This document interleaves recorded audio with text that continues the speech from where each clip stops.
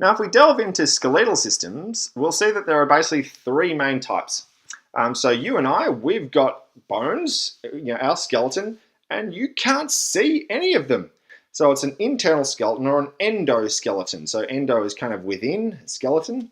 And our skeletal system enables us to move around, gives us support and a structure. So if I didn't have any bones, I'd just kind of be this jelly-like mass and I wouldn't be able to move anywhere. It connects to muscles, and the muscles basically move the skeleton around, and that enables us to move. But it's inside our body. It does provide protection to us. A great example is the rib cage protects our heart and lungs, which are really important for survival.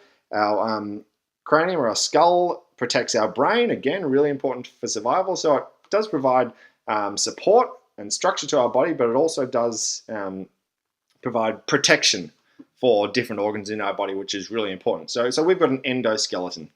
Another type of skeletal system, here I've got a crab. This is an exoskeleton. So you can see this crab's skeletal system. It's right there on the outside.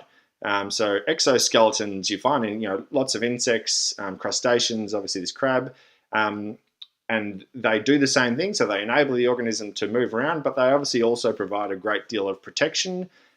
In sea life, you'll often find a shell or something with a little hole in it, and some organisms had to kind of work through or break through the exoskeleton to get to the meat or the muscle within to find nutrition. But exoskeleton is another type of skeleton.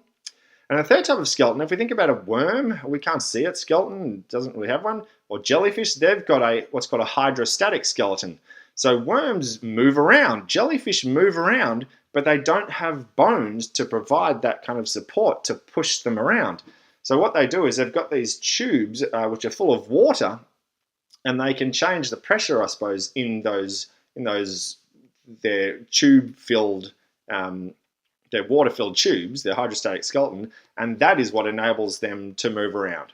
So in terms of skeletal systems, there's the endoskeleton of humans, which is shown here, and there's the exoskeleton of also a number of animals, and this is this one right here, and then there's a hydrostatic skeleton too. So three different types of skeletons found in lots of different animals, and it's really important to, or really interesting to, I suppose, see the differences.